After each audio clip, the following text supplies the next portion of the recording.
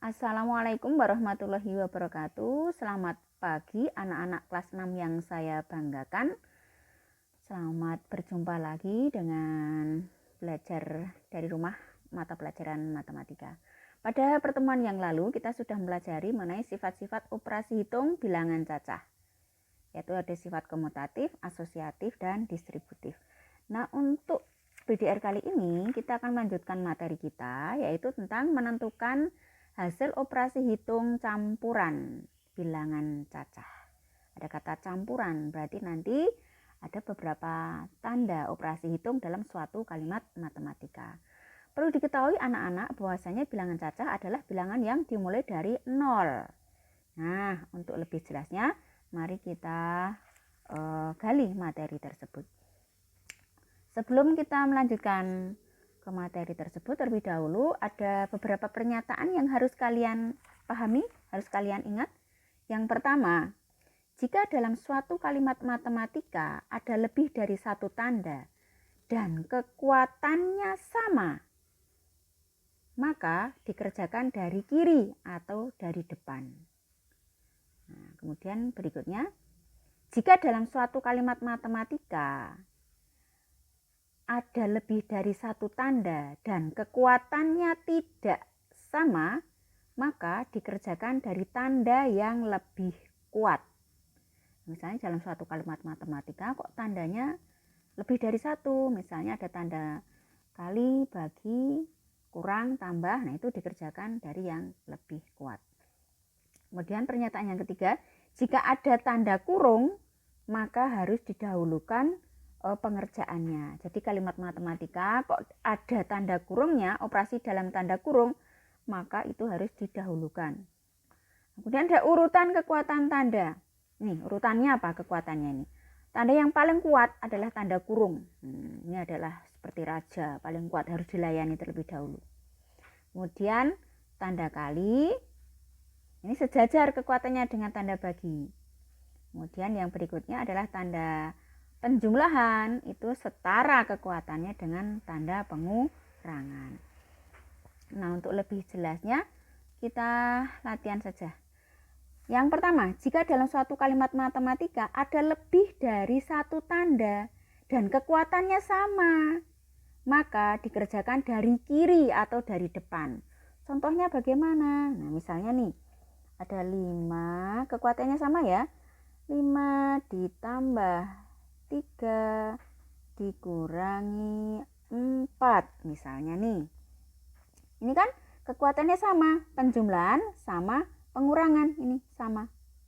Maka dikerjakan dari yang lebih kiri. Nah, ini dikerjakan terlebih dahulu. 5 ditambah 3 sama dengan 8. Turunkan 4. Tulis ini. 8 dikurangi 4 sama dengan 4. Ya, kemudian berikutnya nih, ada di sini ya, 10 dikurangi 3 ditambah berapa? 5 gitu ya. Ini ada pengurangan dan penjumlahan, kekuatannya sama, maka dikerjakan dari depan atau dari kiri. Nih, 10 dikurangi 3 sama dengan 7, turunkan tandanya 5. 7 tambah 5 berapa? 12 gitu. Nah, ini misalnya lagi nih, ada kekuatan yang sama. 3 kali 2 dibagi berapa ini?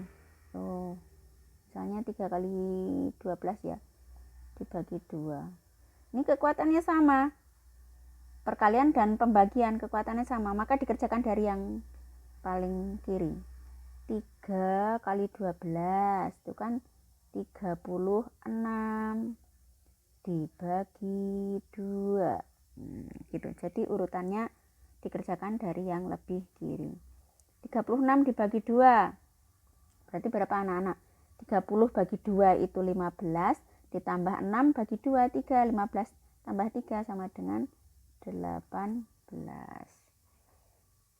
Kemudian yang berikutnya, jika ada tanda kurung, maka harus didahulukan kekuatannya. Contohnya bagaimana? Nih misalnya nih, ada bilangan 3 ditambah berapa ya, 7, ini dikurung, kemudian dibagi 2. Nih lihat nih, walaupun tanda penjumlahan dengan tanda pembagian itu lebih kuat pembagian dalam urutan di sini, ini penjumlahan dan pembagian itu kan lebih kuat pembagian, akan tetapi karena ini dikurung, ada di dalam tanda kurung, maka ini harus dilayani dulu, harus diselesaikan dulu. 3 ditambah 7 berapa? 10 dibagi 2 berapa? 5. Begitu anak-anak. Jadi walaupun ada di dalam tanda kurung, walaupun ada tanda bagi yang kekuatannya lebih tinggi daripada penjumlahan, tetapi karena penjumlahannya ada di dalam tanda kurung, maka harus dilayani terlebih dahulu, diselesaikan maksud saya. Ya, berikutnya misalnya nih ada lagi nih, ada 5 kali 6 dibagi 2 ditambah 3 misalnya. Kemudian ini saya beri tanda kurung. Nah ini harus diselesaikan dulu yang tanda kurungnya. 2 tambah 3 dulu berapa ketemunya?